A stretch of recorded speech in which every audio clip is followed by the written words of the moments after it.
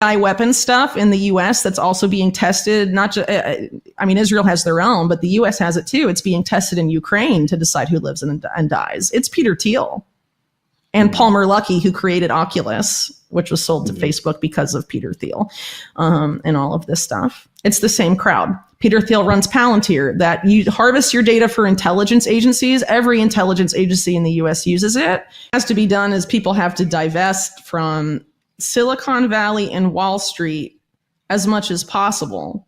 Because basically what I call the blob that basically runs the US, it's the national security state, it's Silicon Valley and it's Wall Street. Okay. It's harder to divest from the US government if you're living in the US than it is to divest from big tech and Wall Street.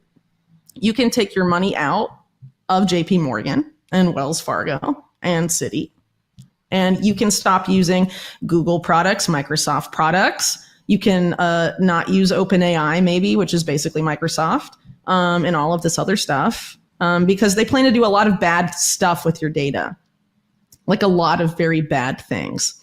Here's an example that's very blackpilling. Sorry, everybody. Okay, so what's going on right now in Israel, right? The IDF uses an AI algorithm that they literally call the gospel.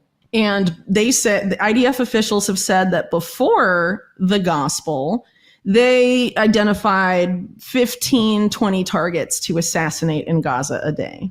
Now that they use the gospel, the AI algorithm identifies hundreds, right? And what are the metrics for identifying who gets to live and who dies? Well, they won't tell anybody.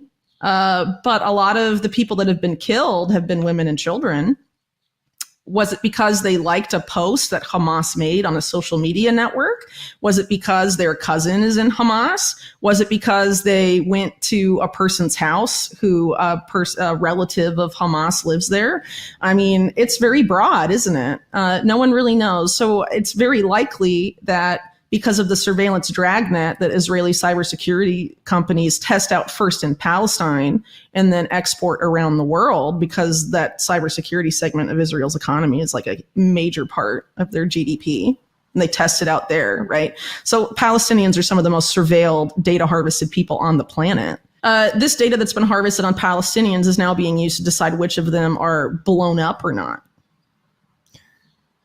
Yeah. What happens when we get to that point? Do you know who runs the AI weapons stuff in the US that's also being tested? Not just, I mean, Israel has their own, but the US has it too. It's being tested in Ukraine to decide who lives and dies. It's Peter Thiel and Palmer Luckey, who created Oculus, which was sold to Facebook because of Peter Thiel, and all of this stuff. It's the same crowd. Peter Thiel runs Palantir, that you harvest your data for intelligence agencies. Every intelligence agency in the US uses it, and it profiles people, and they can label you as subversive.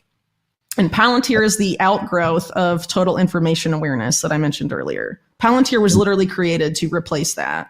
It's involved with the border stuff too. Well, they have this huge surveillance, autonomous dragnet on the border Anduril set up. It's obviously not stopping people from coming in. Is it to stop people from coming out? They want everyone's data. I mean, data has been a huge part of this play for a really long time. And now we're giving away more of our data than ever, and more intimate parts of our data. And now they have tools that use that data that can do awful things if we let them. And it doesn't mean we have to live without AI or any of this stuff. Like, if you want to use it, okay. But we have to divest from big tech AI, because they are trying to use AI to turn us into a giant underclass of subhumans who, I mean, this Kissinger-Schmidt book is so crazy, and I encourage everyone to read it, because they literally lay out that it's going to create neo-feudalism. They don't use that term, but basically they say there will be two classes of people. There will be the people that program and maintain and set the objective functions of AI.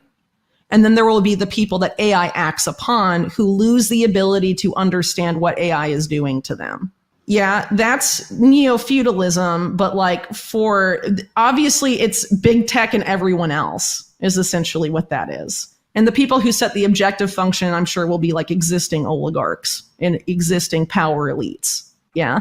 Well, once that system's in place, you're not going to break and get into the top tier. Like, that's over. You know, AI will act on you, will manipulate you in ways you don't understand.